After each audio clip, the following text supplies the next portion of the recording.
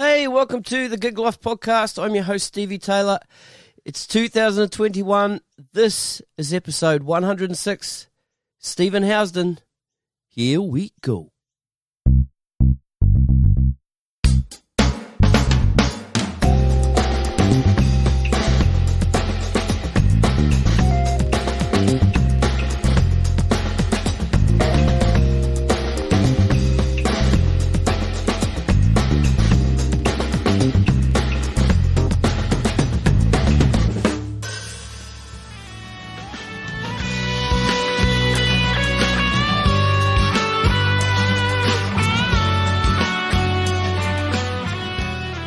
My guest today is Stephen Housden.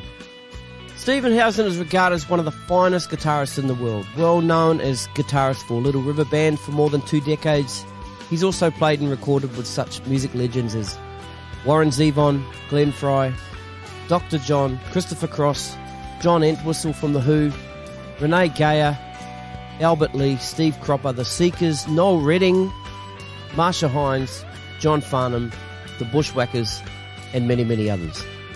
Born in the UK, Stephen was inspired to play the guitar by watching Singing Cowboys on television as a child. After moving to Australia at the age of 8, he quickly discovered rock and roll and fell under the magic of such lead guitarists as Hank B. Marvin and Chuck Berry. He formed his first band in high school. Hendrix and jazz great Wes Montgomery became influences as Stephen worked hard on learning as much technique as he could while also striving to develop his own distinctive style.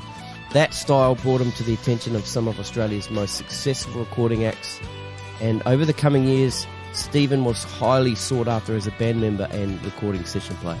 In 1981, Stephen was asked to join one of the world's most successful acts, Little River Band, as their lead guitarist. Since then, he's toured the world many times over with them and co-written many of their songs. Over the years, Stephen has conducted music theory and improvisational seminars for guitarists and written columns for magazines such as Sonics and Australian Musician. He's also toured schools with his highly successful one-man show, The Evolution of Rock Guitar. In the late 90s, Stephen and his family moved to Ireland. Long inspired by Irish music, Stephen now enjoys the opportunity to play with some of Ireland's top musicians as well as writing and recording with his various groups and his solo music. So, ladies and gentlemen, please give it up for Mr. Stephen Housden.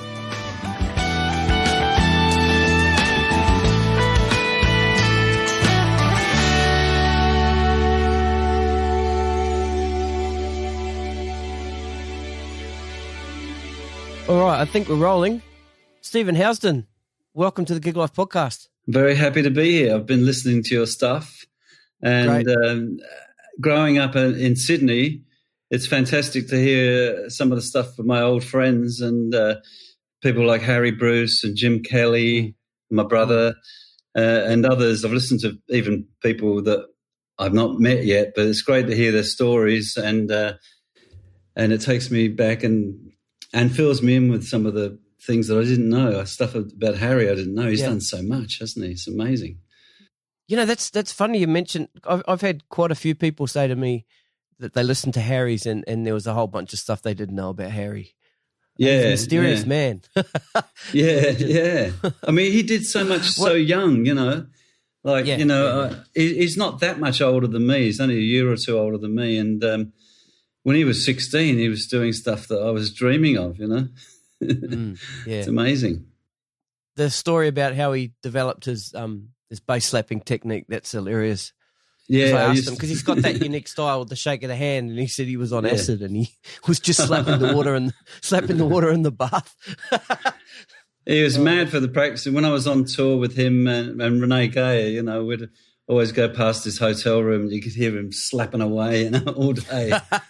Yeah, that's really cool. So you're in Ireland, and I'm in Sydney, and it's 9:10 here in Sydney on a Sunday morning, and it's about 10:10 in Ireland on Saturday. Is that right?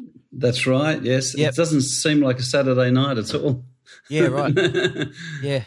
Things have changed. Yeah. Can I ask? Because I don't. I mean, we're kind of living in our little sort of COVID bubble here in Australia at the moment. What's the effect COVID's had on Ireland Well, it's pretty devastating. It's terrible for the music industry, you know. Yeah. And to couple that, the Brexit thing is not very good either. You know, I just reading in the paper this morning, like, you know, English musicians who would normally be touring Europe, it's going to be a big deal for them to go now, visas and all this sort of stuff, you know, and plus Irish musicians and European musicians going to England. So there's that. And the COVID thing is, the last gig I did actually was in Australia when I played with Barry Leaf at Tim Partridge's 70th birthday. And that was in February. And 2 months later he died, which was came as a real shock to us. But, people hear us suffering and I feel bad for the pubs especially, you know, like the pubs have been closed for forever, and then they say, oh, you can open for a while, and you know, and they've done sort of well. A lot of the pubs have been running, you know, online live streaming stuff, and now they're getting a little bit of government support. But it must be really tough, you know, because that's an environment that's definitely shut because people get drunk and talk really loud and spit at each other, and so it's, you know, it can't be open. So it's a shame. And the pub life here is, you know, we have like acoustic sessions where we just get down just for the fun of it, you know, and sit around in a circle and play. So all that's out. We're sort of missing playing with each other as musicians. What's been upsetting here for, you know, a lot of the musicians is, governments have put really, really tight restrictions on the pubs and the clubs and stuff like that regarding patrons, and no singing, you can't dance, you have to sit down, you have to be spaced. Yet they're still holding these big sporting events. You know, we've got the cricket in a couple of days, you know, 40,000 people packing into a stadium, and they're standing and they're yelling and they're screaming, and, you know, it's a bit of a double standard if you ask me. The sports have always had it over the musicians, I think. Yeah, in some ways. Yeah, you know, the big crowds go to the sports, and always, you know. Yeah. Now, the first time I heard of Stephen Housden, and we'll talk a little bit more about this gentleman, but a guy named Billy Ryland, and the backstory there to Billy Ryland, to me, the link to me is Billy and my father, Murray Taylor, lived on the same street in Taita in the Hutt Valley in New Zealand, and they grew up together. Wow.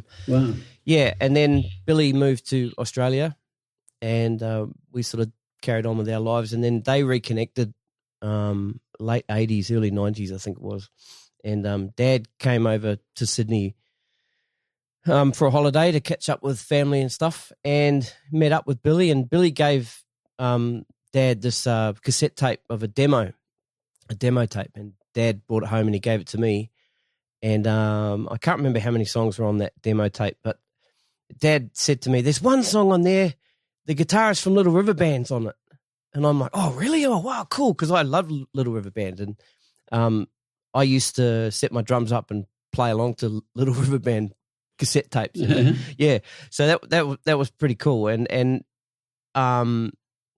yeah, when I heard that song, I instantly knew that was the song he was talking about, and the name of the song is If You Don't Want My Love, You Can Have My Money, and I tried to get hold of Billy yesterday, but he hasn't replied yet, so I'm still going to try and track that song down. And so that's the first time I heard of you, and then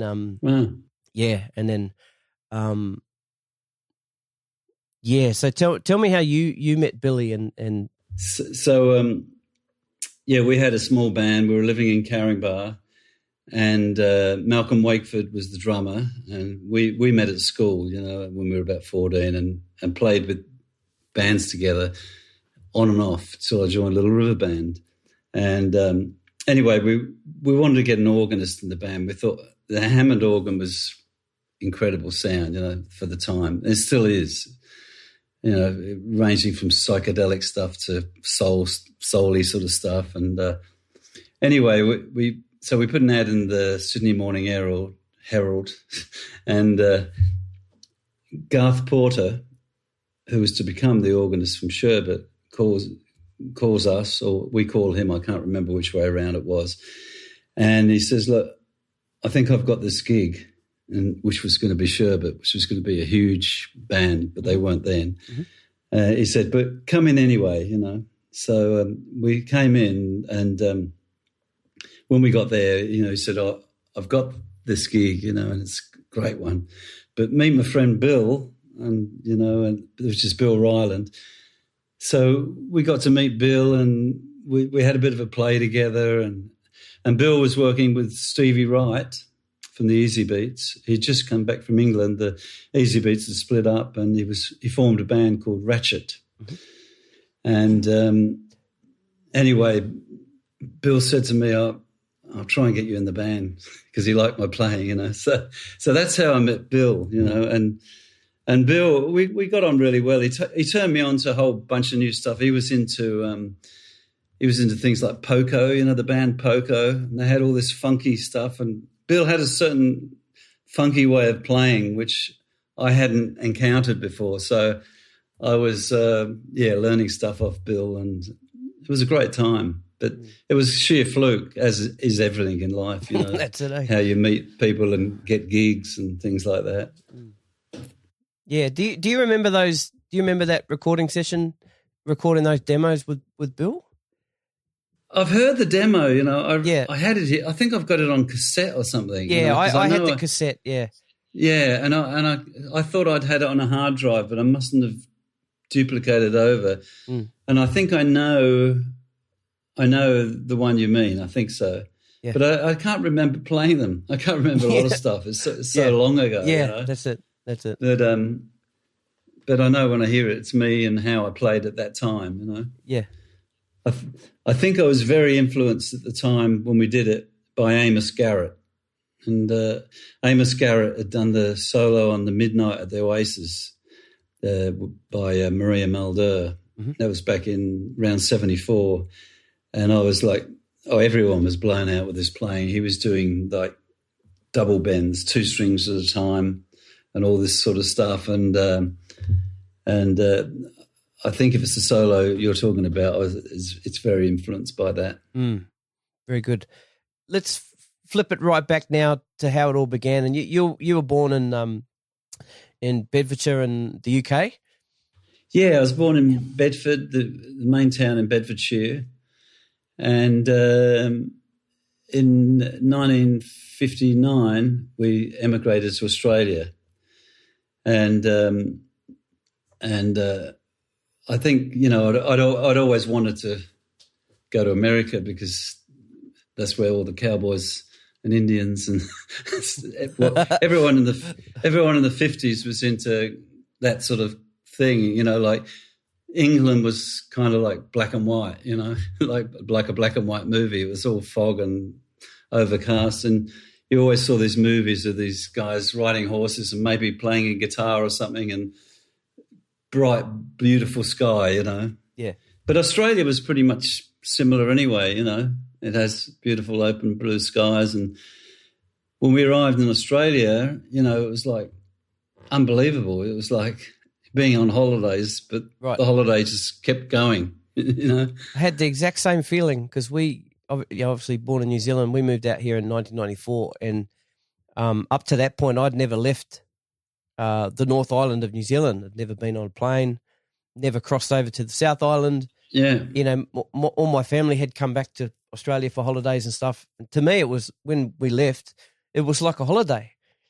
You know, we left Wellington, it was 15 degrees, and then the doors opened at Sydney Airport, it was 38 degrees. It's like you punched in the face. Yeah.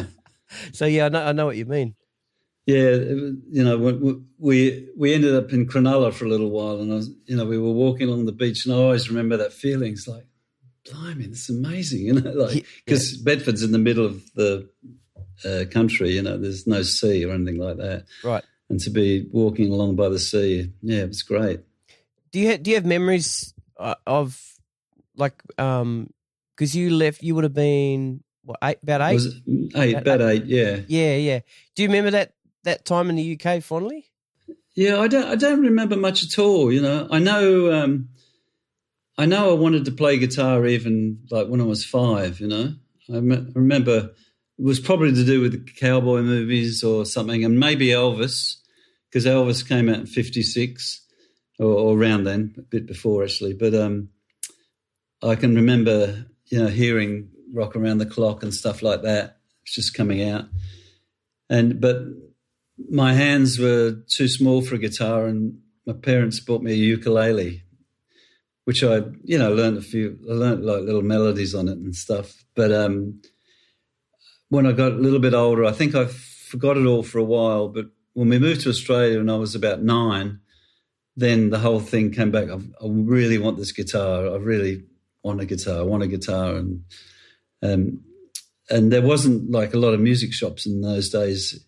There just wasn't, and there was a guitar in the sports store window in Cronulla, and it was £10 or something. And my parents said, if you save up your pocket money every week, we'll buy it for you for your birthday, So I saved up for, about 6 months, and my birthday came and I got this guitar, and it's like, wow. And for some reason I actually thought that I'd just be able to play it, Yeah. I was like, ever the optimist. Yeah. And I couldn't. And I've got to learn like now. Yeah. And the next day we went out, and there was one guitar teacher that lived nearby, and he was from Holland. He said, look, I'm moving back to Holland, but I'll teach you before I go. And I think I took about two or three lessons a week or something.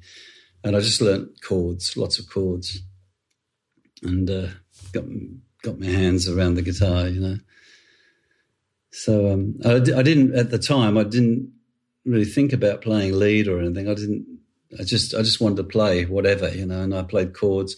My mum played accordion, and Dad sang, and they had a duo. They would do clubs on the weekends.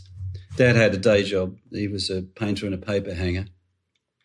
And Mum was going out to work at the time too, and they were saving for a house, and working on the weekends. So, I thought, maybe, Mum, you could teach me. She said, no, I can't play guitar. So I went out and had these lessons, and then he went back to Holland. I had another teacher, and by then I'd saw someone else. Not many kids had guitars. Nobody my age had a guitar, But I saw an older kid, and he had a guitar, and he started playing a melody. And I thought, blimey, how can he know to pick the strings with his right hands that his left hand is pressing down? I thought it was amazing, And then soon after that, I heard the Shadows. And when I was 11, for my next birthday, I got an electric guitar, a little small 5-watt amp, and I just used to get Shadows records and learn as much as I could. Mm. And I'd usually get. Yeah, sorry. You talk about Hank Marvin and the Shadows. I mean, that's yourself, Jim Kelly, and Harry Bruce. Yeah, three of you guys. Yeah. They're heavily influenced by Hank Marvin.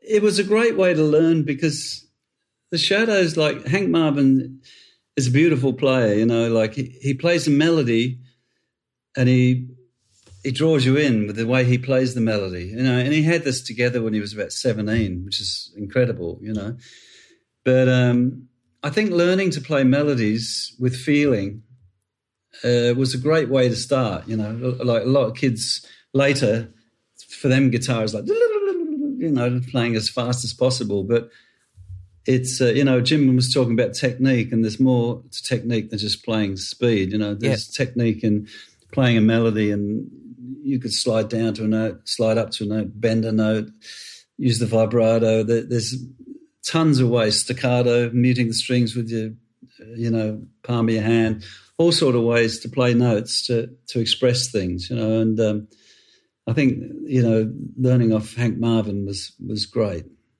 Great place. Who else were you listening to at the time? Well, that was about it, really, and until the Beatles came up, then, like the Shadows started to kind of fade out.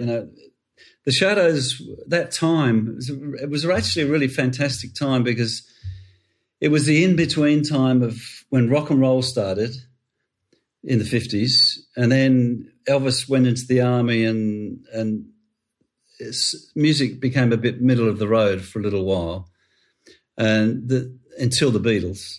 And then the stuff that was a bit different was there was the Shadows, but in America there was a whole bunch of other bands playing surf music. And I think it was a time when you could be in a band. Before, you were in a band because you were backing a lead singer, and it was like so-and-so and the so-and-sos. But when all this sort of garage-type surf music started, the band became a band, Maybe the lead guitarist was a bit more well-known or whatever, but they were a band. And the Beatles were a continuation of that, So I think it was a very important time in rock and roll. But the Beatles came out, and then the Shadows started to be, feel a little bit, we're moving on towards this stuff. And the Shadows, we didn't realise at the time, but when they were doing things like Roll Over Beethoven and rock and roll music, they were written by Chuck Berry. Mm-hmm.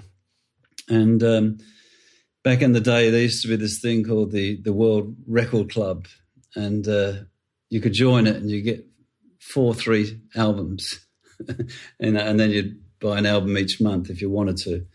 So the first 4 albums we got, one of them was Chuck Berry's greatest hits. And then I realised, right, the Beatles are playing his music.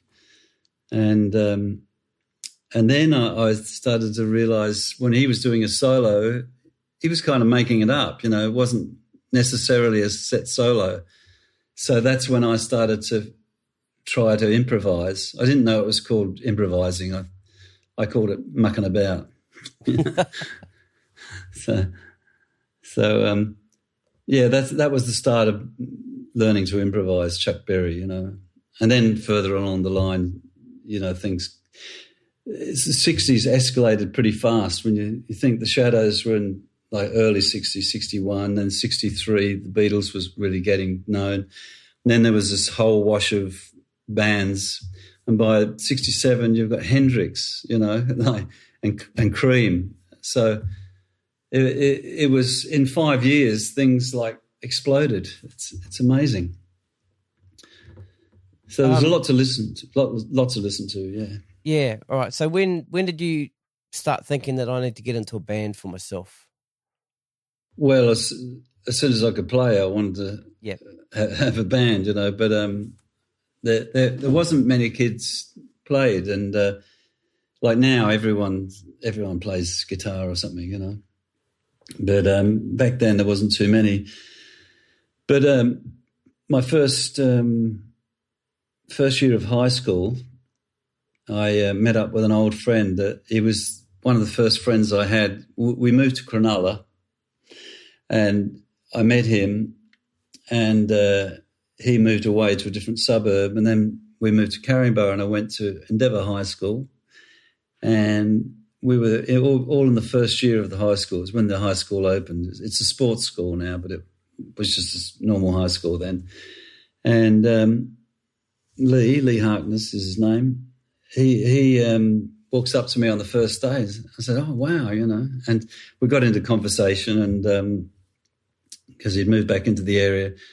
And I said, "Do you know anyone that plays guitar?" And he said, "Oh, there's a guy at our church that plays, and they have this meeting every week, with young people." And I wasn't necessarily into that, but someone who played guitar, I thought, "Oh, okay, let's check this out." And anyway, we met this young guy, and Alan Trudinger, who passed away a couple of years ago, unfortunately. We all remain friends. I'm still real good friends with Lee and everything, But anyway, so Alan and me played together because we could both play, and then we said to Lee, "Well, you've got to get a drum kit." So Lee got a drum kit, and we formed this band. We were called the Horizons, and we played Shadows stuff and all sorts of things in like church coffee shops and all these sort of places, wherever we could work, basically. So that was the start.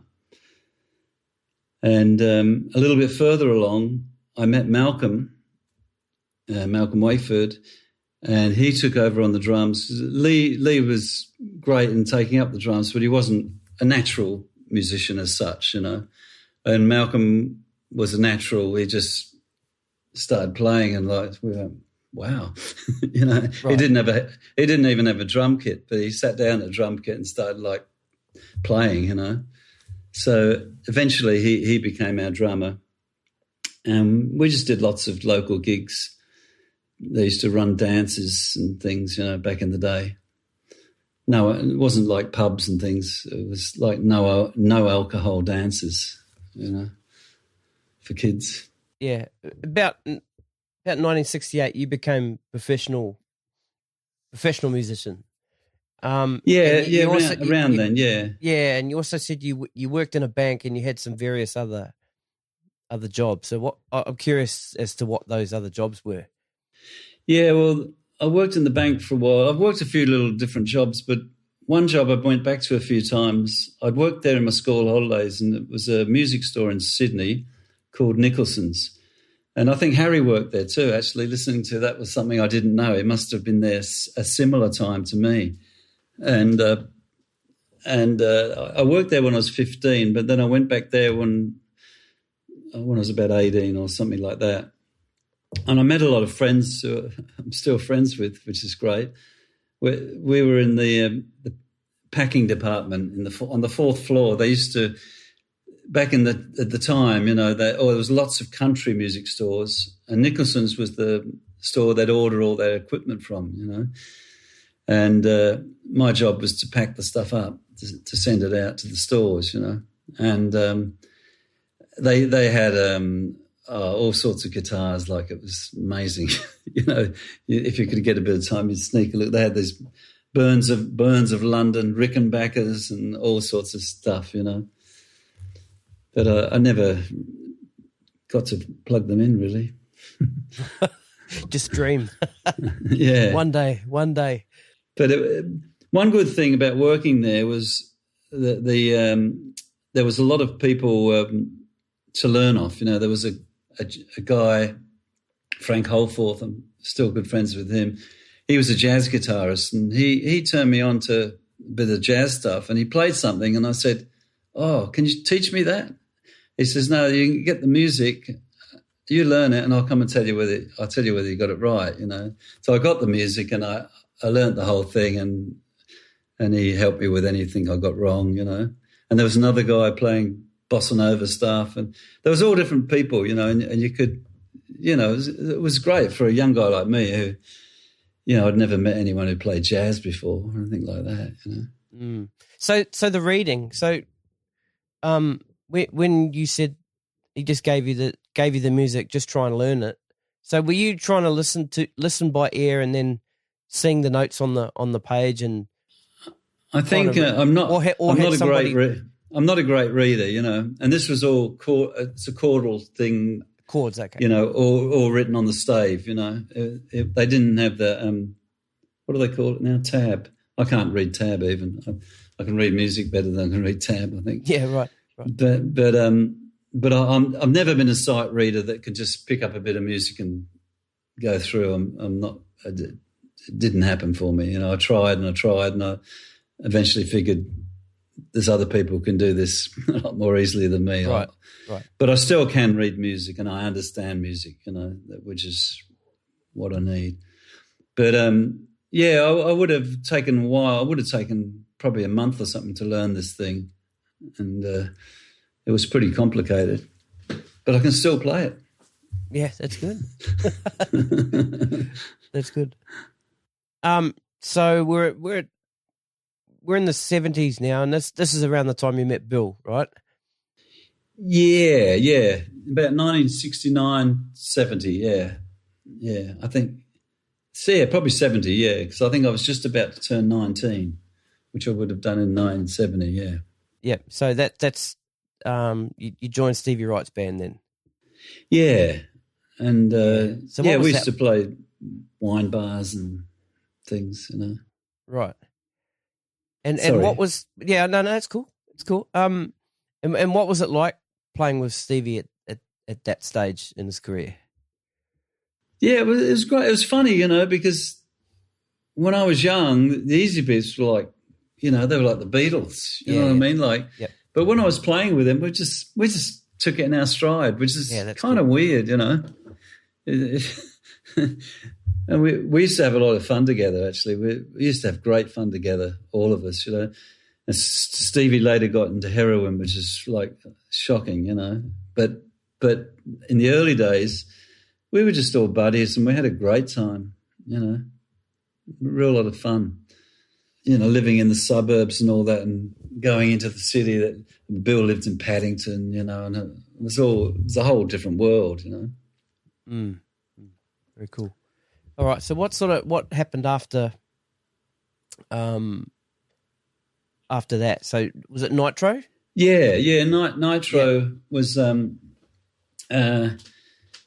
Malcolm and myself and Peter Deacon on bass. Peter played bass and keyboards. And we were in walking distance from each other, we could walk up to, we all lived with our parents at that point, And we started out, we got, John English was our singer. Do you know John English, who John English is? Yeah, absolutely. Yeah. Oh, yeah. Yep. So John was our, I don't know how we met John, I can't remember now, but John was the singer, and we got some gigs, and we got the gig it was a gay club, and we used to back artists. We could read a little bit, we weren't good readers, but the fact that we could play rock and roll and read, not like the guys who played in clubs who couldn't play rock and roll at all, they could read, So we were right for backing people like John Farnham and the Normie Rowe and people of the time who were happening, and we could read well enough to read a chord chart and do a good backing job because we knew most of the songs anyway. And John was with us initially, which he's an incredible singer, and we could do all stuff. We really loved the band Frey, with Paul Kossoff was one of my heroes on guitar, And so with John singing, we could do Free and all that sort of stuff. But he had gotten the gig with Jesus Christ Superstar, playing the part of Judas. So he eventually left, and then Nitro became a three-piece. And we used to do all sorts of gigs. That there was a lot of gigs back in the 70s. It was, I know now, for especially for bands playing original music, it's really hard. And we weren't actually playing. We wished we had enough original to play all original, but we didn't write fast enough, And what you used to do in those days was you go to the import shops and get records that no one had heard and find good songs off them, And, I'd find stuff like Deep Purple, and no one's heard of that band, not at the time anyway. And I get a couple of songs off that and all these different import records that weren't even released. And people, you give the feeling that you were original because you were playing your own versions of other stuff, And it's interesting then you could play original music and get booked. Now it's like you've got to be a cover band or something like that, Yeah. How was your listening taste? Well, were they changing? Who were you listening to? Yeah. Well, at the time. Well, I guess you would have been listening to. I mean, if you're getting into Deep Purple and stuff like that. Yeah, I think Free was a benchmark for us because they had a singer, but they were three-piece musician. You know what I mean? Guitar, bass, and drums, and the economy they used to like they'd leave the space and everything so that when the solo would come in, it could open up and everything. And there's something about the way Free play. It's for the band, There's nobody showing off in Free, They're just, you can feel this. They're all holding it and they hold it back, and it's big. It's just, I don't know how to explain it. You can feel the immensity of it because the drummer's holding it right back, that no one's racing ahead of the beat. And they seem to be a benchmark for us. But we loved all sorts of stuff. We were listening to Small Faces at the time, but fantastic. And The Who, and all sorts of stuff, Okay, so we're on from Nitro. How long did Nitro? Nitro went to about 74 around then. And I think, what happened was Malcolm, the drummer, his girlfriend was really good friends with Marcia Hines, and she was looking for her first band. She'd played with bands before, and but she wanted to form her own band and go on the road with her own musicians and all that. So.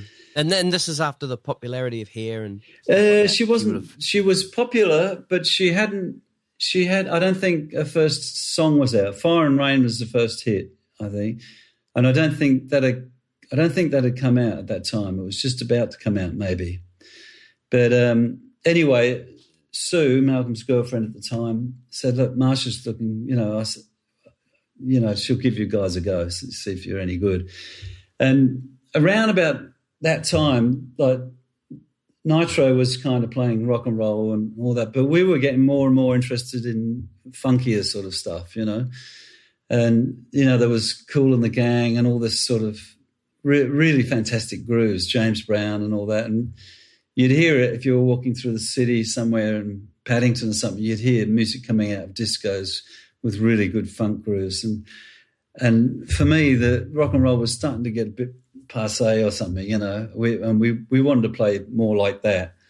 So what we'd do for Marcia, we thought, let's ask Bill, because Bill Ryland, because he's funky, and he is real funky, and Peter, who was playing bass with us, he could try out as a keyboard player, and we tried out and we got the gig.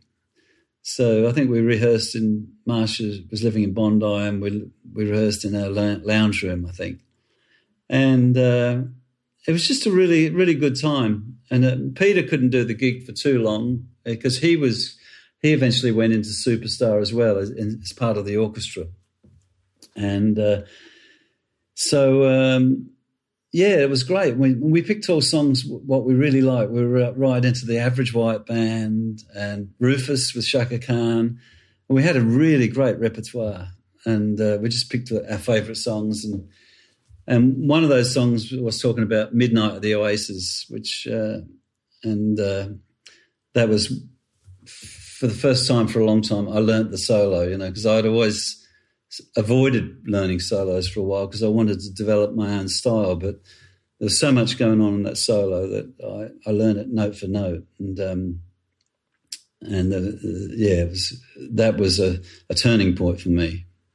And a little bit later,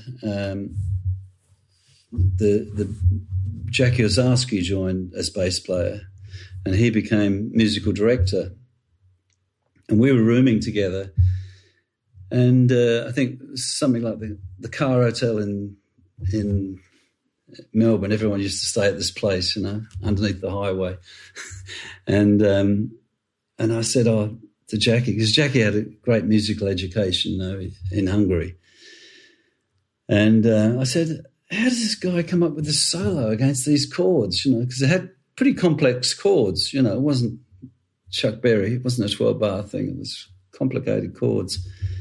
And he sat down and he just explained how music works to me. He said, well, this, first of all, we find out a key, where one chord would come from and where they vary. And it was like the penny dropped. I'd never really thought about this stuff before, I mean, some people do. I think Jim Kelly probably did think about this. And plus he probably had lessons from jazz players and got into that circle of people quicker than me, So once Jackie told me about that, it's like, wow, what have I got to do I've got to learn all these scales. I've got to, I start with the major scale because that'll be the starting point. So that was kind of I was on a bit of a mission to move ahead from where I was, So how much were you practicing a day back then? Oh, well, I've never practiced heaps, Maybe 3 hours a day would be a max for me, because normally you'd be going out and doing a gig for a couple of hours at least, But I do quite a bit of practice, I'd say. And back when I started getting sessions and things like that, I'd be playing a lot. When I look back through my diary, I thought, blimey. There was one gig when I was with Stevie Wright, one day I looked at the diary and we did a gig at night in the afternoon in Sydney. Then we flew back down to Melbourne and did a gig that night. Yeah. Nobody would do that now. Oh no, you wouldn't get through customs. Well, whatever, at the moment you'd be surprised though. That does. I mean, because I guess it's a lot easier and faster to get through. No, I'm talking about pre-COVID, but you can book yourself in on your phone. It's kind of it's easier to actually, travel like that. Australia is pretty quick actually compared to the rest of the world. Actually, yeah. But it still surprised me. We were doing two gigs in the one night. It must have been. I'm thinking it must have been afternoon or early evening. And right. Yeah. So. But Right, so you've the penny's dropped, and you're learning these new scales now. Had your sort of outlook on music started to change now that you'd heard that, or sort of started to understand those different parts of the music, the jazz? Well, I started listening to more jazz. I'd always loved Wes Montgomery. Wes Montgomery's my ultimate hero. As a musician, and I'd always loved his playing, so I'd listened to him, but I'd copied little bits and all that, but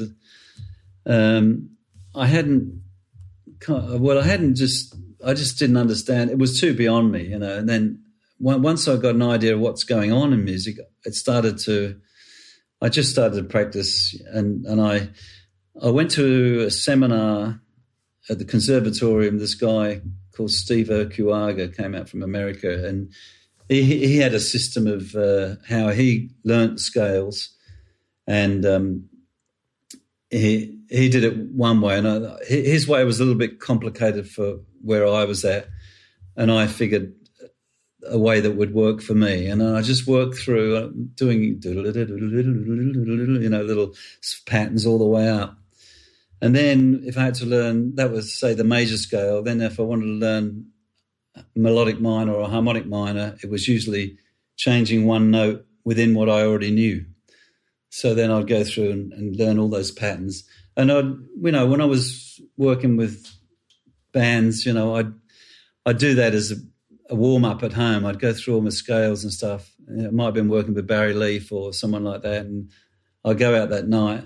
And I wouldn't try to force the scales and things into my playing at the gig, but I'd maybe try some things, But what I did notice was, because I was practicing all the different shapes you could come across, I just started playing things more naturally and easily, because your fingers are used to going to different places, You're forcing your hands to your muscle memory into different areas. So that was a good thing.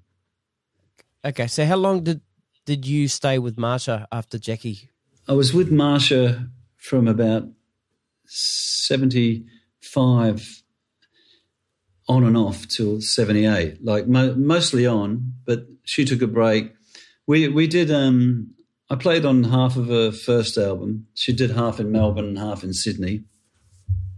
And at that point, she started going out with Mark Kennedy, and he took over on drums. Malcolm was playing drums before that.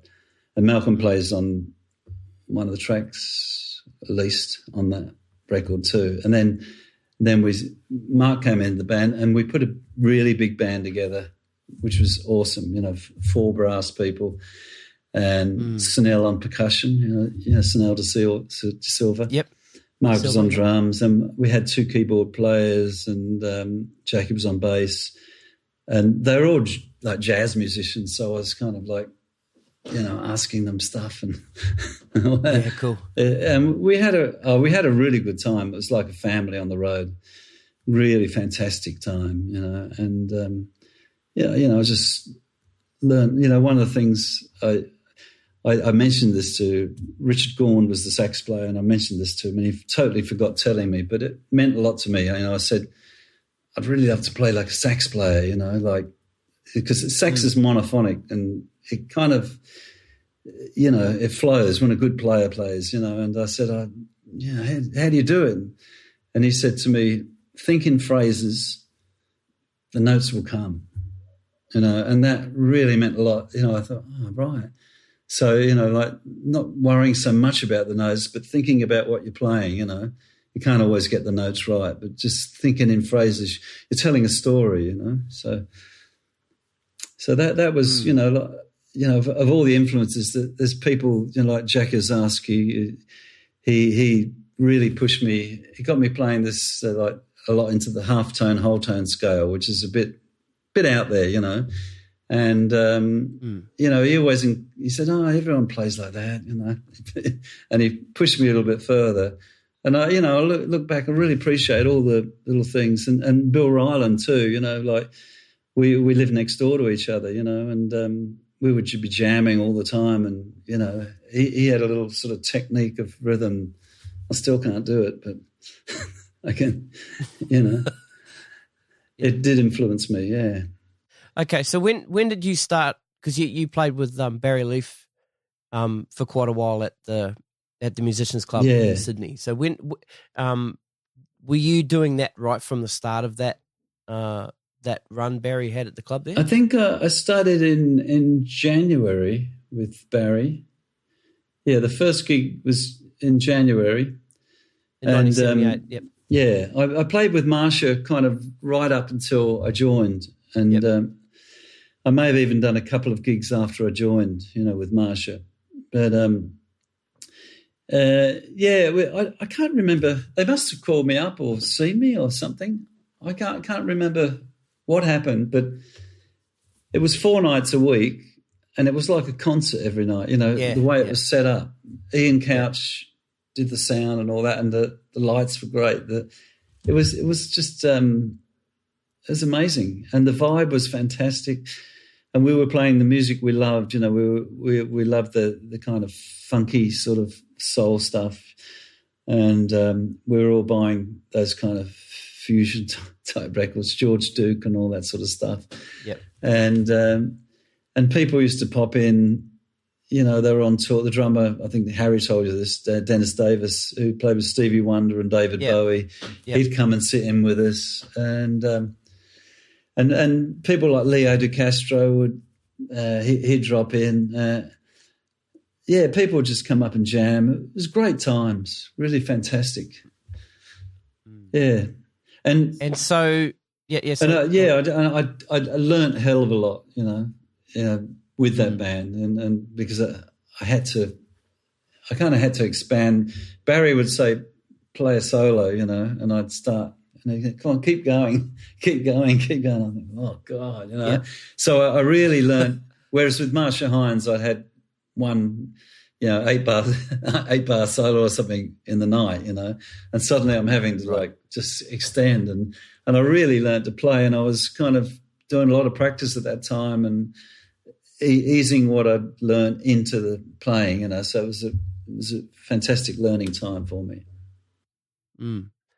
So the Barry Leaf thing that ran for a number of years, and I'm sure you did tons of stuff sort of in between that, but also during that time, you start up your band, The Imports. I was doing a bit of session work at the time, playing jingles and different things, and records for people, and I eventually I was working at the Mansell Room, which is pretty famous amongst us older folk, venue in King's Cross, and I was working with the Ron Barry Band, and Ron was a great singer, and Mark Williams was the other singer in that band, and Kevin Cooney was the bass player, and Peter Figgis on drums. And anyway, Kevin and me hit it off pretty well. And around that time, I was working in the Mansell room till about 4 a.m. I get home like the sun was coming up, and the music was changing. It was like the punk stuff had happened, and new wave stuff, and the Police came along, and suddenly there was I'd been into jazz and all this, and suddenly pop music, things like the Police, it was suddenly like, oh, you could actually be a good musician and be in a pop band now, like it had kind of almost come full circle to how it was when I started, it was like interesting again. And I started writing a bit of stuff, and I got back with Malcolm, and we started writing all this crazy sort of stuff, funny sort of songs, and we wrote a few things. It was kind of like prog punk, if you can imagine that. Right. Yeah. And so I said to Kevin, that I'm thinking I want to form a band, with Malcolm, and would you be interested in playing bass in it? And he was ready for a change too. So we started rehearsing this band, and where there was a kind of bit of magic between us. It really sounded good, and we had a manager helping us, Steve White. He's a fantastic guy and great manager, did so much for us. And we were working like 4 or 5 nights a week, playing all original stuff, and or mostly originals, and our kind of heavily disguised covers, which we revamped totally in a sort of new wave style. And cool. It was great. Our manager, Steve White, was also tour manager for Little River Band. So he got us some gigs opening for Little River Band. And we did a little tour of Tasmania. And they used to stay back and watch us play every night, And, we got chatting and got to know them and everything. And after the tour, around about the stage when our band was falling apart, I got an offer, would I be interested in playing with them? And I said, you've got a guitarist, haven't you? Like David. And he said,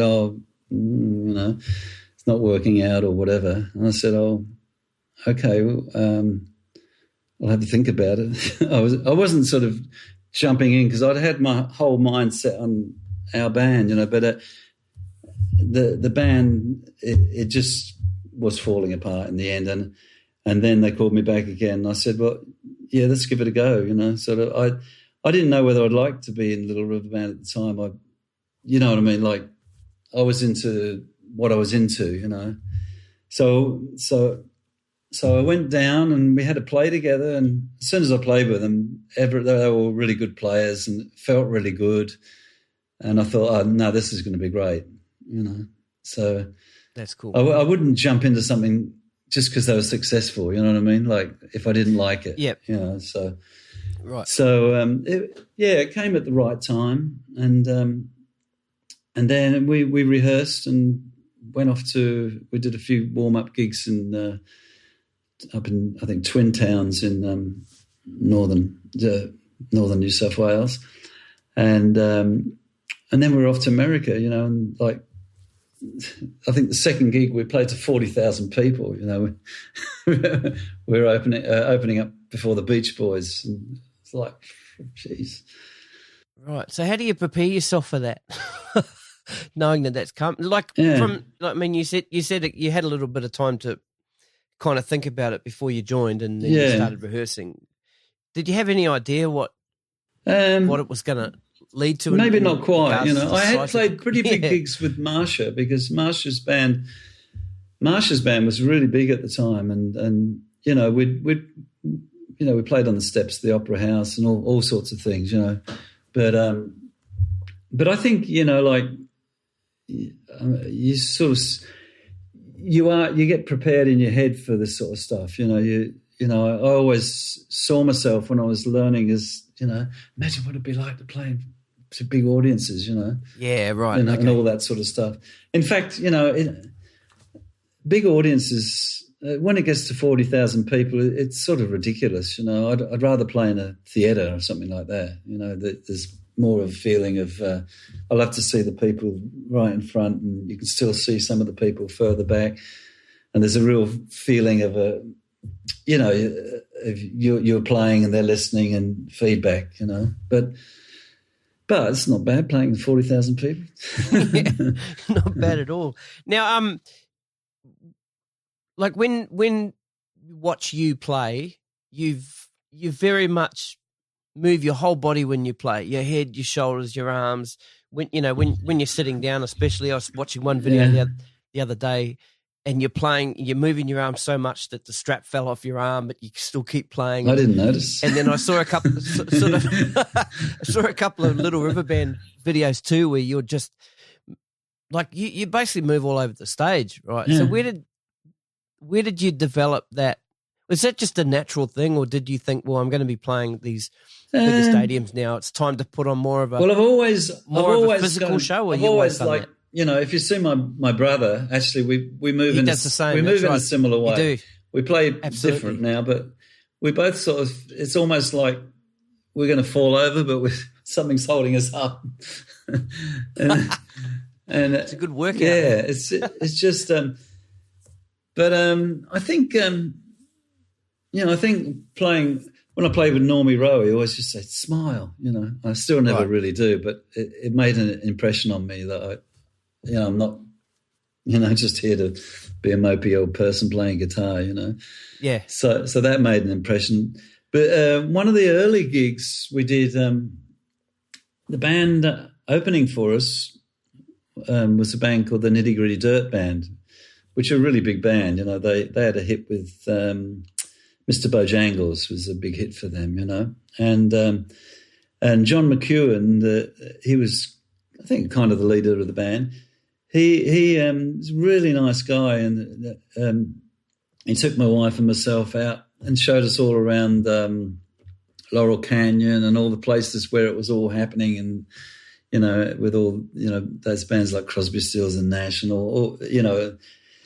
So he took us around, but he spoke to me, you know, like at one of the gigs. He said, "Oh, have you been playing in little clubs all the time?"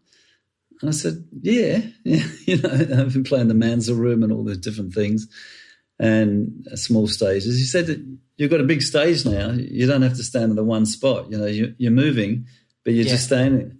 I thought, oh, yeah. So that made sense. So then I sort of just, you know, did what I normally do, but moved around the stage as well, you know, so which was good for a band like Little River Band, because they were always stuck on the mic singing, you know, so there was no one, you know, there's no one doing that, and it made something for people to watch, you know. Yeah, because watching some of those like videos that I was watching, you're right. You're seeing, you know, the singer's up to the mic, and then by looking at the screen, you're kind of off to the right, and you can see you're moving. You know, you've got like a big stance, and it's just another another place for your eye to go. You know, instead of just looking at three dudes singing into a microphone. So it works well, and it's quite natural for me. You know, now I'm back in small stages playing in pubs here and things, so I can't do that. Yeah. Another example of you really using all of the stage was that 88 Expo performance. Oh yeah. With Glenn Frey, and you're up on the kind of up on the podium sort of thing there, and then you came off. You came all the way down the front, across the front of the stage, nearly knocking everybody out with the headstock of your guitar, and it was brilliant. Loved it. Great. Sort of feels funny when I watch it.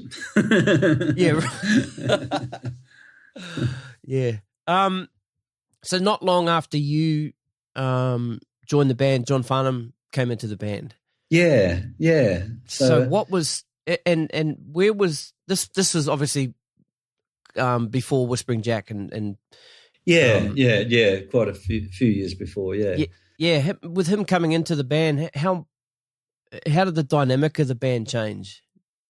You know, I thought he was fantastic with the band, and it's funny because, you know, you do gigs and people people know the songs and he's a great singer, so they liked it. And, you know, they say, oh, the new singer's good. He's a bit deeper than the other one. He's actually higher, you know. Yeah. But it, you know, he was, you know, like we do these live TV, like he'd sing live on Solid Gold or something, and people, you could see the people working on the show, they were looking at him, blimey, it's incredible, this guy, you know. He was blowing them away, Yeah, I watched a video yesterday of you guys performing Reminiscing live. Oh, yeah. It was in a theatre, and the video that I watched, it had I think there must have been two cuts of it. There was the like a TV cut, and then it changed from that sort of pumped up audio to the raw audio footage. Yeah, I think, and there's you do a massive solo in that towards the on the outro of that song, but I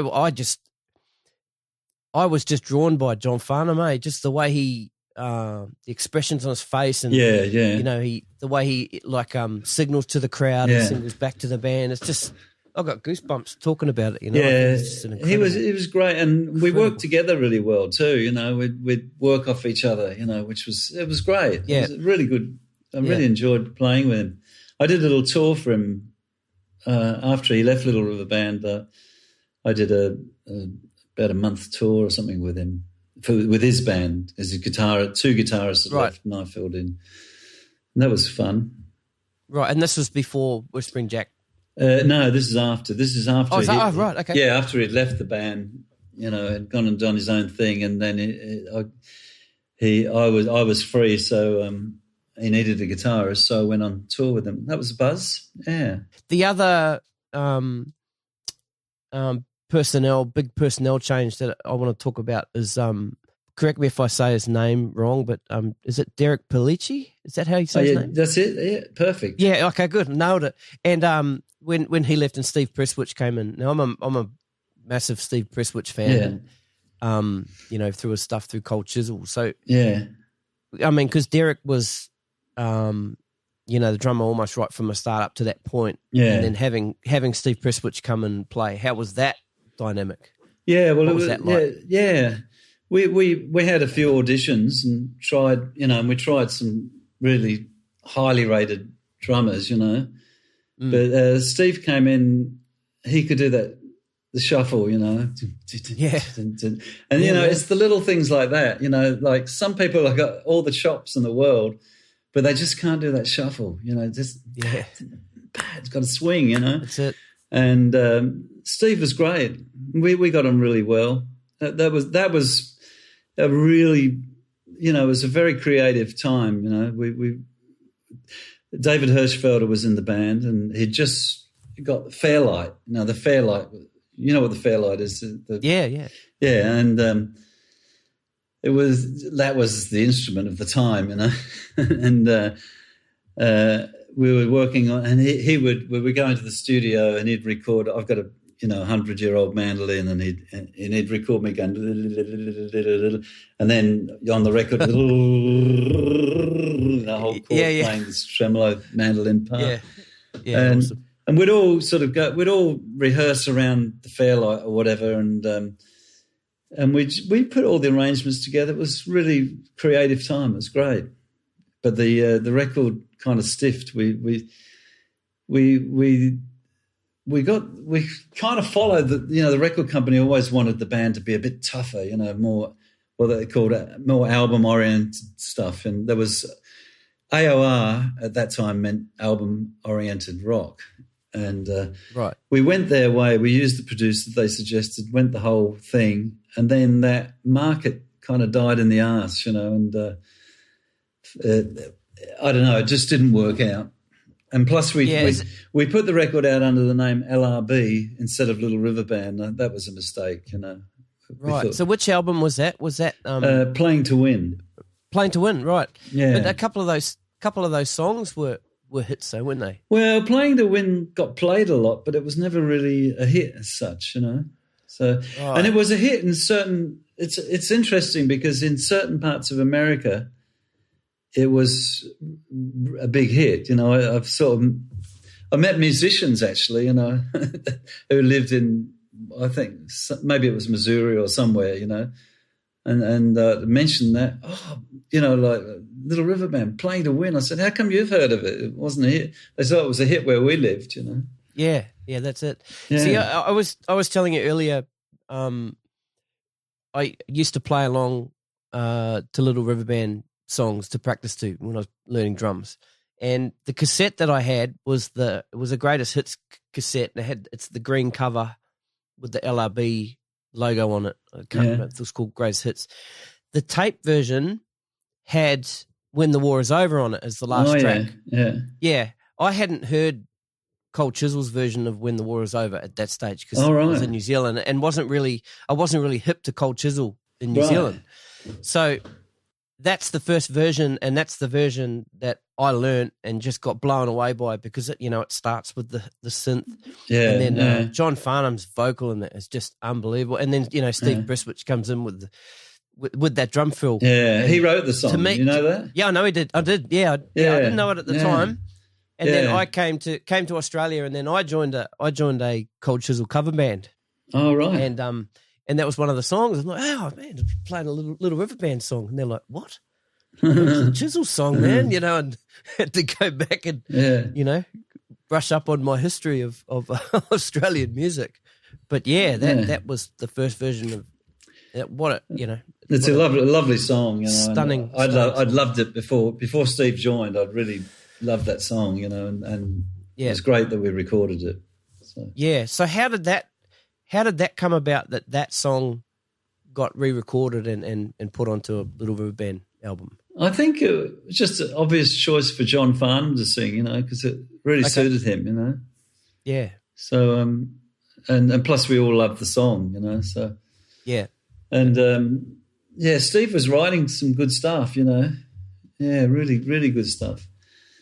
Mm. Yeah, it's a shame he passed away a few years ago. And, I hadn't seen him for ages, and I called him up, and I was leaving Australia, and I said, "Oh, we'll get together next time," and there was no next time, unfortunately, Right. And we used to get on well. He was a great guy. Yeah, I got to see him play live with Chisel when they toured the Last Wave of Summer album. Yeah, and we were sitting sort of off the side of stage, looking down on him side on. And it was just great. It was just for a young up and coming drummer to actually see him play was just awesome. It's really good. Mm. Yeah. So No Rains. That was the last album that Steve Presswich and John Farnham played on. Is that right? Yeah. And so I think when we were doing that, John he'd already started Whispering Jack, so his heart was gone to that, Not that his heart wasn't in the album, because he performs fantastically on the record, but he was ready to move on, And we did one more tour, and Steve had left at that point, and Malcolm Wakeford, who I'd played with all the time, he did the last tour. That was the last tour with Farnham. We did about 12 gigs, I think, in Australia, yeah. Yeah. What were you doing in between? Was the LRB thing a full year-long thing, or were you doing stuff in between? If we didn't work, I'd be doing other things, I did a few sessions and things, but the band came off the road really after Playing to Win, which was before No Rains. And which is a bit of a disaster for me. I just bought a house and finally saved up for a house. And not only did the band come off the road, but the economy went into a really bad recession. Inflation went up and interest rates went to 18%, and it was just ridiculous, And I was just hanging on, but out of it came a lot of good stuff, when you're in what am I going to do sort of thing, you figure out to do something and it can push you in a different direction. And around that time, I started doing seminars, teaching guitar and stuff like that, sort of that sort of thing, a few workshops and things. I was playing some gigs with Wilbur Wilde. Do you know Wilbur Wilde? Yeah, from Hey Hey. Yeah, Saturday. From Hey Hey, yeah. Only from Hey Hey, yeah. And he said, he used to call me up and say, do you want to play golf? He's a mad golfer. I say, all right, and he said, and then he called me up one day and said, you want to come and play? I said, what, golf? He said, no, jazz. I said, I can't play jazz, I said, I've never considered myself as a jazz player as such. He said, no, you can do it, come down. So I joined his band, and we had about 3 gigs a week or something playing, jazz venues, really good players in the band. The drummer, Phil Henderson, it turned out, this is in Melbourne, and it turned out he grew up just 2 suburbs up from where I was living in Sydney, and I'd never known him, never met him before. Right. And we got on really well, and he's a fantastic player. And he ended up playing on my instrumental album, New World Groove, later. So that was, and when we played a lot of stuff together. And also I had another band called Broken Voices with Graham Goebel, and he was playing drums in that as well. So that was kind of, besides getting the chance to play with Wilbur, and Wilbur really encouraged me. It got me confident that maybe I could play jazz. I still don't consider myself a jazz player, but there's different ways you can play jazz, and I guess I'm more of a jazz player than most rock players, put it that way. And I use all the jazz knowledge in my rock playing. So yeah. Gotcha. And you were playing, you did some work with Renee Geyer and around that time. And that would have well. been around this time too, the first thing I did with her, I think, was she was doing a show called Sing to Me, I think. And Harry was there. Mark Kennedy was on drums in that. And I think Jamie McKinley, who also passed away recently, fantastic keyboard player, and he also was in Marcia Hines with me for a while too, So around the time I was working with Harry, Bruce and Renee, Harry and me were doing a gig. I'm not sure if it was Renee or what it was, but someone came up at the end of the gig and said, would you be interested in doing Dr. John? And Harry was already booked, and I ended up doing it with myself, Rick Grossman on bass and Malcolm Wakeford on drums. And we weren't actually really familiar with the music, I'm embarrassed to say, but Dr. John was incredible. He was really patient, and he more or less taught us the stuff. And by the end, we were rocking, It was a really good, I got a desk tape, and it's really good. So, that was a fantastic experience. And at the same time, before I went on tour with Dr. John, I'd rehearsed to go on tour with the Bushwhackers, which is a totally different kind of music. And I'd rehearsed with the Bushwhackers so that I could do my last gig with Dr. John and then fly to a place and do my first gig with the Bushwhackers and have to remember all that repertoire, So, and I was taking Tommy Emmanuel's place in the Bushwhackers. And previously, Tommy had taken my place. Doug Parkinson, I did some recording with Doug, and he'd wanted me to be in the band, but I think I was playing with Marcia or Barry, and Tommy took my place. So we kind of taken over for each other different times. Yeah. So the scene in Sydney back then was fantastic, and I just, I lived in Melbourne for a long time. When I joined Little River Band from 82 until we came here in 99. But I never really, I got into the scene a little bit in Melbourne, but Sydney's where I grew up, learned to play guitar and got to meet everybody, There was a very close scene. Everybody knew everybody and everyone would jam together, and it was a fantastic time, That's, what I remember the most. So you're starting to, after a bit of financial disaster, so you're starting to build yourself back up now financially. Yeah, we got by, we were getting by. I started doing There's a guy in Melbourne, Ron Lee. He's got a music store, and he's a really nice guy. And he said, "Come and do a workshop for me." So I put a band together with the guys from Wilbur, Phil on drums, Craig on bass, and we learnt, say, we'd do a Shadows song and a Wes Montgomery song and all different episodes through my journey as a guitar player. And I talk about guitar playing, talk about the equipment, and I talk a little bit about scales, how I'd learnt stuff and modes and that sort of stuff. And at the end of it, and I was really nervous, but when I got into it, I was digging it, because when you do something like first time, you're always nervous, like having to stand up and speak to an audience for 2 hours, Yeah, that's what they say. Public speaking is one of the hardest, most stressful things you can do.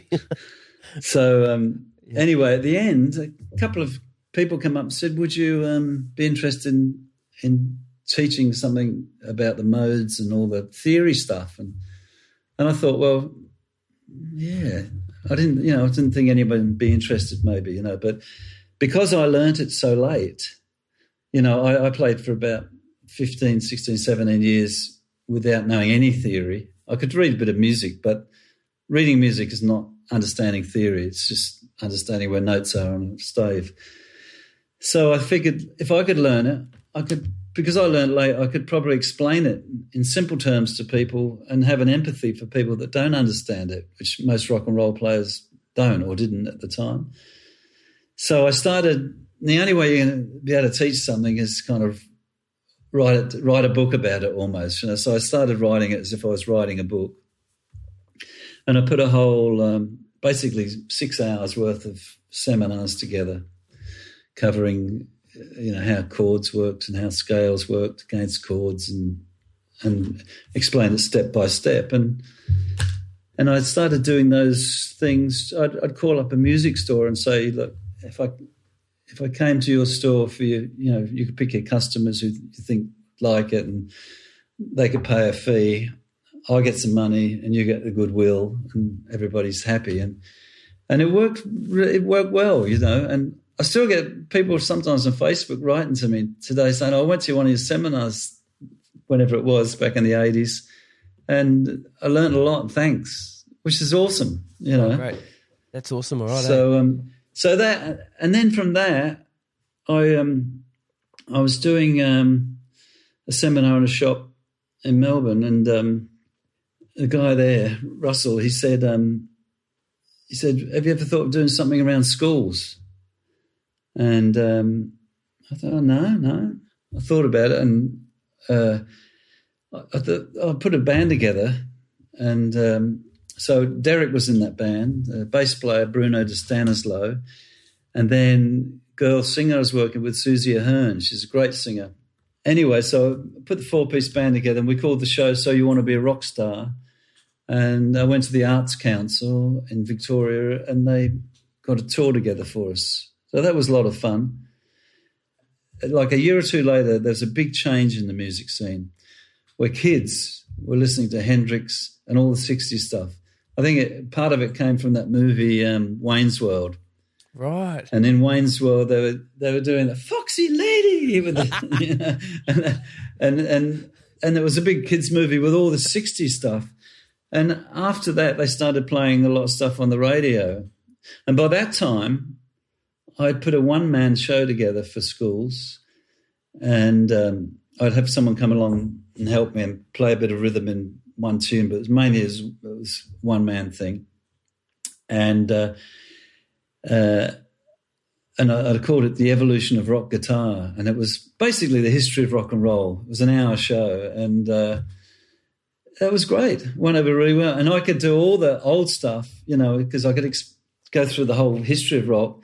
And the kids were with me totally. They knew all the songs. They were playing them on the radio. It was that time when radio went to retro. We couldn't have done that 2 years ago. It wouldn't have worked, So, and that was good. Those are the sort of things that got me by, And plus the little tours like the Dr. John and the Bushwhackers and the session work. And around that time was when we did the Glenn Frey thing, the expo. We did with, I think the single was out then, the single I co-wrote, which is Love is a Bridge, and that was a hit in Australia. And we did the Expo 88, which is a real big deal. Now, I was nervous for that one, I can tell you now. Yeah. And that's the one I'm running across the stage like a maniac. That was probably just nerves. It was kind of a big deal because it was live around the world, you know. Yeah. And to get to the stage, and it was in Brisbane, you had to get on a boat to go around the back of the stage and doing all that sort of thing. I was like, oh, blimey, this is what's going on. But you know, you get up on stage and you play your ass off. Yeah. So how did the Glenn Frey thing come about, though? What, was he going to be in town? And no, I think they just sort of they want to make it spectacular, you know, and have a Glenn Frey or somebody who was Glenn Frey, you know, just have something extra besides the Little River Band. So, and then I guess what was it? What I watched a couple of those performances on YouTube yesterday, and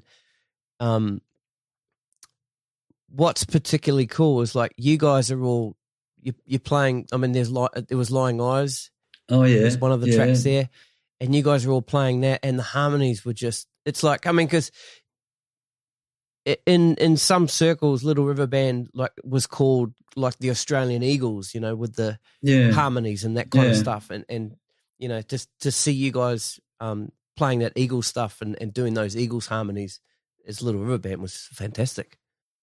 Yeah, it was a blast, you know, and the harmonies were good. They always have been.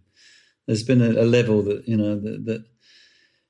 know, the band's always maintained a real high level. That's why the band's still consistent now, you know, and people still rave about it because there's always this high level of harmonies, especially, you know. But there's always a high musician level too. So that's it. Yeah. So that's it. And you know, if you keep that level, you can keep working. You know. That's it, eh? Yeah. You've got to keep the momentum going. Yeah. So after 88, after Expo, did that, I mean, I guess being live worldwide, that surely would have opened some more doors. We did some tours, you know, in general, but a couple of things we did that were interesting. We did a couple of Hilton tours, and the Hiltons suggested we do like we did with Glenn Frey, that we get a guest artist to come out. And the first tour we did, which might have been the end of 88 or 80, early 90, I can't remember. Around that time, it was with Christopher Cross. And he was a great match for the band. And it was great. And it was great chatting with him, you know, and sort of chatting backstage, saying, what's your favourite record? And his favourite record was Axis Bold as Love, Jimi Hendrix, which really surprised me, you know, because he's kind of very yacht rock sort of style, you know. And so, yeah, and him and his wife used to babysit our daughter. So my wife could come watch our show and all this. They were mad about, they wanted to have a girl. I think they eventually did. And I lost touch with him, but I'd like to get in touch with him again. He's been very sick too. He had COVID. Really affected him bad. Yeah. Yeah, I don't know if you heard of the Inside Music Cast podcast. It's two American guys, and they interview sort of the LA session guys and that kind of thing. Well, their latest episode coming up, which I think is in a couple of weeks, is Christopher Cross. Oh, so right. I'll send you a link to it once it comes out, and you can have a listen. Yeah, yeah, and that will be him talking, you know, as of, you know, not long ago. Yeah, he was a nice guy. It was good, and then later we had Warren Zevon with us. And Warren, I love working with Warren. It was great, you know. It was kind of an odd pairing, I think, with Little River Band, really. But I've got a desk tape of that, and it's fantastic, you know. I think we played really well, and he was great. And after that, we We started to tour America again. You you did a drum workshop with Chester Thompson. Yeah. Now I love Chester Thompson. First time I heard of Chester Thompson obviously was with Genesis, but first time I had the Phil Collins But Seriously Live VHS cassette tape, and there was Chester Thompson playing drums and Phil Collins singing, obviously, and then he'd go on to double drums and Lee Sklar playing bass and all those guys. So I just would study him in that tape. So, what was that like? It's hard to remember. It's hard to remember. I did that with Harry Bruce. I think Harry did a cassette of that. I don't know whether Harry records everything, but I think he put a cassette player on the floor, and it was somewhere like in Melbourne in the town hall or something. And I know it was great, and I wish we got videos of things like that, those sort of things. We just jammed, we just, start a groove, and he'd probably start a groove of style, and then we'd join in, And we did one with Carmen Apiece too. Yeah, I used to do a few things, a few things like that. I did another workshop thing. I was at a music expo with John Entwistle on bass from The Who. Yeah, he was a nice guy too, really cool guy. That would have been cool because you were saying earlier that you're listening to The Who. Yeah. To be there playing with with one of the most influential rock bass players of all time. I mean that's something else. Yeah, he's a really good player too. I tell you, he's really good. Oh yeah. But you stopped touring with LRB in 2006. Yeah. Yeah. So what was that decision based on? Well, initially I wanted to record an album, and there was with all the travelling, there was never time to do anything. And so the idea was to get a replacement for me, and I'll take a year off, And they got a really good replacement that worked really well. And I started to just realise that living in Ireland and touring America was going to be incredibly difficult. I'd have to go and live in America basically, to have the stamina to do it. And the band was going so well that I just stayed not working with the band. But I still do a lot of stuff, record stuff for the band and write stuff and all that. I'm still involved, but it just I started to get into writing, and I realised that when I've got the space to do the writing, I can be a writer, and it comes easy to me, When you're playing all the time every night too, you're expending a lot of energy, which could be for writing. Yeah, right. Especially if you're playing the same, not taking anything away from the material, but you're playing the same material night after night, which you already know, back to front. So I think it's worked out good. I think I was just finding travelling very hard to keep at it. It's a lot of fun when you're younger.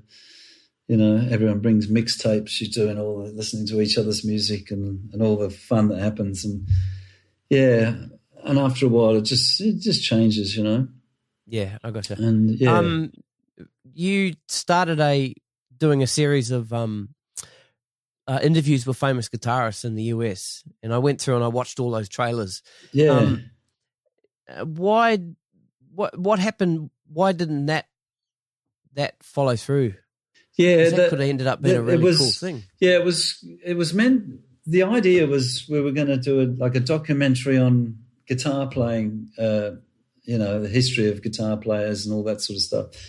And I did so much research on the whole history of everything, and I put a lot of work into it. And we did all the interviews, and they wanted me to they wanted something a bit different, so I would play with the people, And I mean, for me, just having done that is enough for me. It was incredible, playing with Steve Cropper and, Reggie Young. Reggie Young's not that well known as a player, but he's played on incredible stuff. And just, he'd sit there and he said, I played this for Elvis. And he'd play the opening to In the Ghetto or something like that. And it's a simple thing, but just hearing him play it, it's like, wow, And he played Dusty Springfield, Son of a Preacher Man. And on YouTube, there's like a playlist of all those like trailers. So I just hit play and I was just listening to them all. And then every now and then I'd have to go out of screen to do something else. I think I was typing some notes for this. Yeah. And then the next thing you hear is the intro to Preacher Man. Like, fuck. Yeah. It's got the guitarist from the intro to Preacher Man. So I'd go back into the video. Yeah. What had happened, we went to PBS in Washington and everything, and they would have been behind the show, but there was one problem is we shot it just before HD came out, high definition, and so it wasn't in the modern thing. And the two brothers that were running it, there was a point that they didn't agree on. So what ended up happening is it just got released as hour-long me interviewing the guitarist and playing with them. So they go for about 40 minutes to an hour, and you can buy them on DVD, but I should try and get them to just release it on YouTube or something, I think. Totally, people are still going to watch it. Stuff doesn't have to be HD, I don't think. It was if it was a documentary, it would have been, it was a shame, but just kind of everything clicked over at that point. Yeah. But, what they could do is probably like modernize the font, the intro part to each little video. They could probably modernize that. The videos are fine as what they are, but I think if we'd have done the proper documentary, it would have been. You really, it's a lot of work. You got to have someone to direct who really knows. BBC do this stuff really well. It would have been ideal to go to the BBC. It was a good idea, to interview all these. I would love to, interview. There's so many players I'd love to meet, and they're not so well-known players. They're guys that just, you know them because you've heard them on record, but most people would never have heard of these players. I mean, it's like it's similar in a way to this podcast. I mean, I get to sit and talk to the people that I grew up on or inspired me or had something to do with my musical childhood. Just about everybody I've talked to is kind of linked to that somehow. It's just awesome. It's magic for me. I love it. Okay, so let's talk about some of your other solo projects or band projects. Sort of outside LRB, and since you've retired from I might just mention sort of how I got into Irish music, maybe. Yeah, great. Yeah. In 1983, we were about to, with Little River Band, we were about to go on a European tour, and we played a gig in England, and because my wife's Irish, we just thought we'd do a little visit to Ireland. We had a week that we'd better go and visit her relations and all that. And before we left, I'd been doing jingles in Sydney for a guy named John Gillard, and his wife was Irish, and he put me onto this record by a band called the Bothy Band, which is a big traditional band in the 70s, and I'd never been interested in that sort of traditional Irish music at all, far from it, and so because John was raving about it so much, we were talking about what sort of music do you really like, and he said, this is it, So I got the cassette, and on the plane on the way to Europe, where I'll be visiting Ireland, I put on headphones and listened to my Walkman, and which we had at the time, and put this Bothy Band on, and I was like floored. I couldn't believe it, so much rhythm, but then I listened, so much rhythm, and there's no drums, there's no bass, but there's so much rhythm, So that was the beginning in 1983. I got involved in, back when I got home, I went on tour again to America. I bought a mandolin, started learning stuff on mandolin, Irish stuff, drove everyone nuts on the bus in America. And soon after that, I think Ernie Rose, who was producing and engineering the Little River Band stuff, he hooked me up to do a session for Bruce Woodley from the Seekers. And there's other session players on the record were the Bushwhackers. And it was, the record was called I Am Australian. And it was, the Bush sort of influenced stuff. And I played acoustic probably and a bit of electric. Anyway, I was sort of showing, because I'd introduced Little River Band to this Irish stuff, and we did an electric version of an Irish thing off the Bothy Band album, which would lead into Night Owls, one of our hits, and then it's like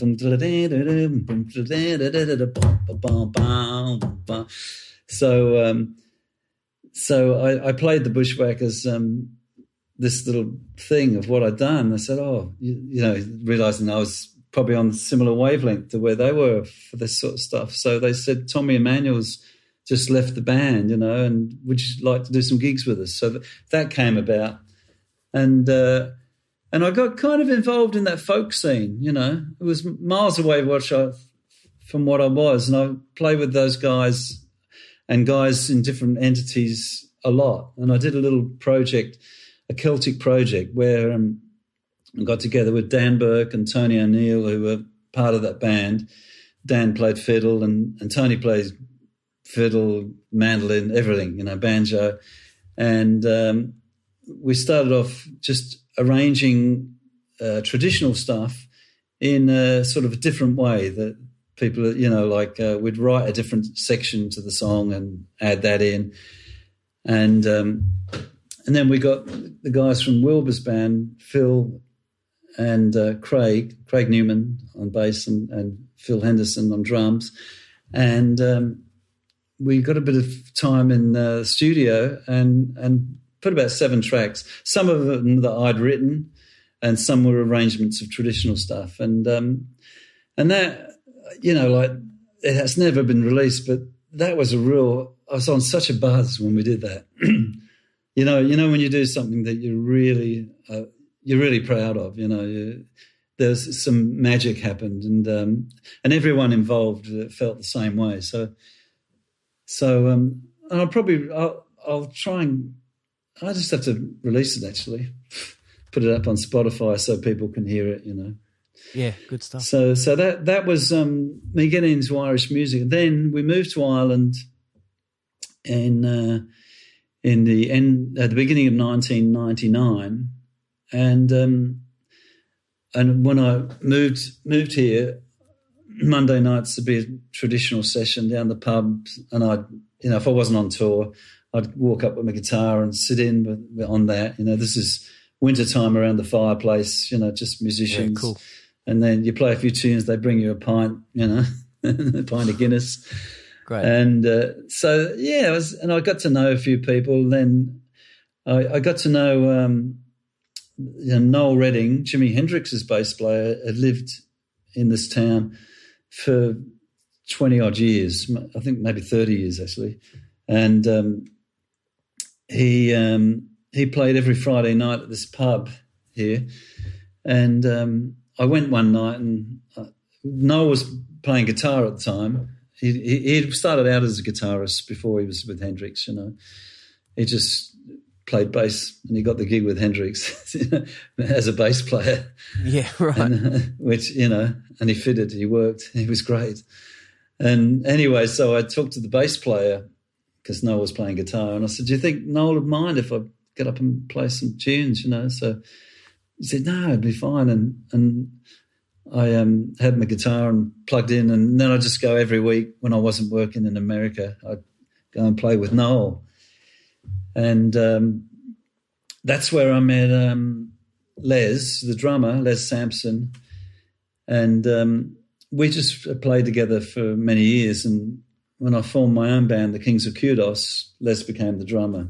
And we've just got a whole repertoire of stuff that I've written, basically. And we have a bass player, Mike Gainey, and we're a trio, just like the Imports were and like Nitro were. Great. Do you still you were talking earlier about the Imports and Nitro, being small 3-piece sort of outfits. You've got that sort of space. Are you sort of going into the Kings of Kudos with the same sort of mindset? Yeah, you have to. You have to kind of. It's a drag in some ways. There's certain things you just can't do. Certain things require a chordal instrument to make them work. Like if the bass is going to be vamping on one note, and you want chords underneath it, and then you want to play a melody over the top in a different area, it's just you can't do it. But. So you just have to do what works, Yeah. And sometimes I can play chords and melody at the same time and make it work, Going back to those early days, those all 3-piece bands and, having that space and also with Barry's band, just being 3-piece most of the time. And then going into LRB with, you were the third guitarist, is that Actually, right? Barry played guitar, so he was 4. Okay, he did too. Yeah. Sorry, that's right. Yeah. And a great player too, great rhythm player. That was actually the last gig that I went and saw, which was a couple of months ago, was Barry Leaf's band at Palm Beach before the whole Northern Beaches lockdown. So that was really cool. What I'm saying is like, you go into LRB and there's, you're the third guitarist and there's keyboards and there's like all that vocal harmony and how did you find your what am I trying to say? Your spot, your place to play. Like was that hard at first? Trying to find your space, or did they tell you? Yeah, did they tell you? They sort of. Basically, when I joined the band, they wanted me to be myself, and play the way I play. But obviously, if I was playing a hit record, like some of David Briggs' solos were really melodic, and so I would learn the solo if it was a melodic part of the song. If it was an obvious improvisation, something like Night Owls, I would just improvise, and play it in a similar vein, but it wasn't necessary. As some songs, they're like a middle eight, they go into a solo and they're a little melody. So those sort of things I'd learn, and they were enjoyable to play as well. I probably put my own little twists here and there. Yeah, the fans get to know solos and stuff as well, don't they? Yeah. And then that's what they come to expect. Yeah. Sorry, I just had to ask that. Yeah. So anyway, we'll go back to Kings of Kudos. So the Kings of Kudos, and we just mainly do local gigs, and we've recorded. We've got about 2 hours, or at least 2 hours of original music, and which we haven't recorded at all, but we're getting there, and we were lucky enough to get together a couple of times this year. And in times when it looked, first time we thought, we'll have a bit of a run because we'll be able to do gigs soon, and that didn't happen. And then there was another time when there was a bit of another break. We could actually get back together again, and we put down some backing, put down some tracks, and one of them I've just put out, which is the latest one. It's called All Washed Up. So. And there's some video of you guys rehearsing that, isn't there? Oh, there is, yeah. Yep. And I could mention also, I was talking about the Bothy band before. Yeah, a couple of years after we just moved here, I was doing a bit of session work for a friend who's doing an album, and the engineer. I walked in one day and he was mixing something and listening to something. I said, "What's that?" And he said, it's Paddy Keenan. Paddy Keenan used to be with the Bothy band. I said, "The Bothy band?" They're like, like for me, they were the Jimi Hendrix of trad music, Irish trad music. And anyways, I said, "Oh, gee, I'd love to play on that, just be part of it. And he said, I'll run you a couple of tracks off, go and put something down, So I took it home because I had, at the time I had the Roland hard disc recorder, and I put some, I didn't put acoustic, there's already acoustic on it, so I put some sort of ambient swirls, with echoes and a bit of electric guitar on it, and I took it back next day, and P.S, the engineer, said, it's really good, but I don't know what, Paddy's pretty traditional. I don't know whether he'd like it, But it turned out Paddy heard it and he loved it and he wanted me to play on the whole album, but I couldn't because I had to go off on tour. But it was such a blast for me because, and then quite often when he comes into town, he always gets me up to play with him, I mean,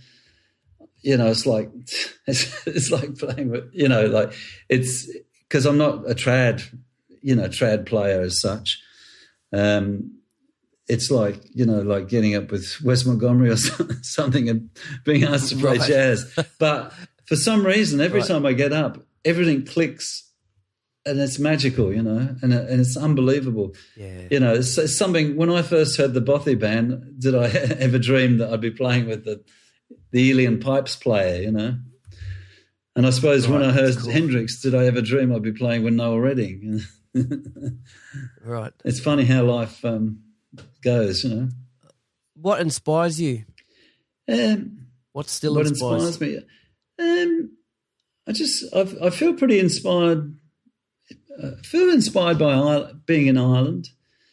I think there's a certain musicality in the air or something. There's a soul to the place. It's been through some terrible stuff, and you can feel it. But the people who have sort of risen above it, and music is part of that, There's just something happy but really sad in Irish music, and I feel kind of inspired being here, and I think it's weird, I haven't been writing in the last month or so. I've been, just finishing up stuff and Christmas and all that, but quite often, I just walk in and I pick up the guitar and I just start playing something. I don't think about it at all. And suddenly there's a melody there, you know what I mean? I don't know where it comes from. If I think about it, it won't happen, And I'll have a little run of doing that, just picking up and writing. Then I'll put it down on whatever. Now I've got the new microphone. I can use that. Or stick it on the iPhone or whatever, And then I might forget about it for a few months. And then I'll go back and I've got a pile of tunes. And now I'm working with the flute player, Margaret Kennedy. And we have a duo called Dream Beam. That's kind of opened up. We play all instrumental stuff and she generally plays the melody and I play it. It's good for me because with someone else playing the melody, I can play more intricate rhythm parts, So having that has really opened up that I'll write things. I don't have to write things that I'm able to play. I can write things that someone else can play, and so that's So I write a lot. I don't think about what style I'm writing in. I just write whatever comes to me, which is sort of good. Oh, it sounds like you're in a good place for it. That's really cool. Yeah, I enjoy it. I just enjoy going with what comes to me, and then going through it all and see what fits with what, and they can be different projects. Yeah. Well, Stephen Housden, this has been great, man. Thanks so much for spending your late Saturday evening with me and this early Sunday morning with me. It's been cool. We've been trying to do this for a while, so it's good that we've done it. And I wish you nothing but good luck and success with all your new music and whatever other projects you've got going. And thank you for inspiring me. Through the years, the stuff that I heard of you, and it's been really great. Well, thanks, and I've really been enjoying your podcasts. I must say, I'm really pleased to do it, and I listened to my brother's one couple of times now, so I wouldn't go over the same stuff as him. But Jack's a great guitarist. I must say that my brother's an amazing player, and whenever we can, we play together. And but he'll play something, and I'll think, gee, how can I follow that? Listening back to Jack's podcast, I mean, you were incredibly inspirational on him, obviously. So. Yeah, it's really funny because I was around there once, and he had an imports tape, and he put on this he put on a bit, and my solo came on, and he starts singing along with it. I said, "How do you know this?" He said, "Oh, I learned this back in the time." Blimey, Yeah. Yeah. But he's got his own style now, totally his own, which is fantastic. But there's still a Housden-ness to it somehow, And, I don't know. It's not like we play similar, but there is something more so in the way we move, I suppose. But that's great. We have great fun when we get a chance to play together, though. It's really good. Yeah. So people, we're talking about Steve's brother Jack Housden, and if you want to go back and listen to that episode, that is episode number 59. So I'll go check that out.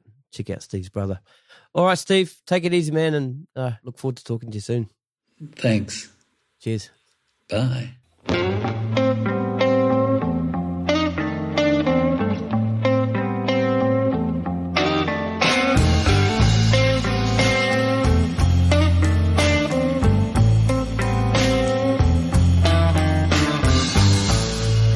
One last cigarette and a glass of warm champagne.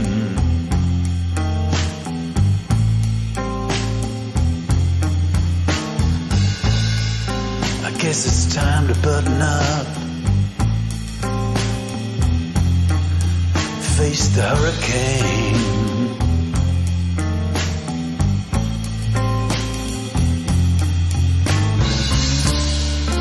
Too old to dream, too young to know. I'm all washed up, and I've got no place to go.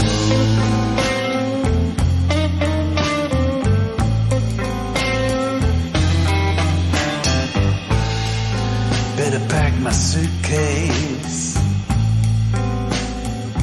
grab my hat and catch that midnight flight.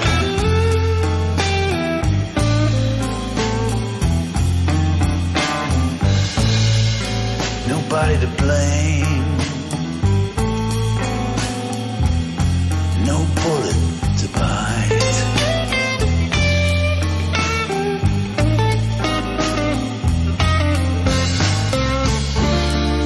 No time to kill, no valley too low. I'm all washed up, and I've got no place to go. I should never have left that small town rock and roll band. I've been too long with my head in the sand. People used to dance, everybody knew my face. Now I'm out of touch, and I feel so out of place.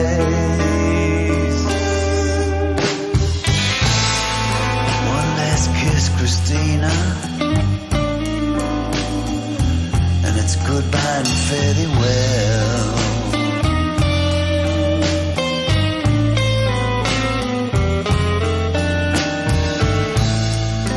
I heard you cut your lover down and sent him off to hell.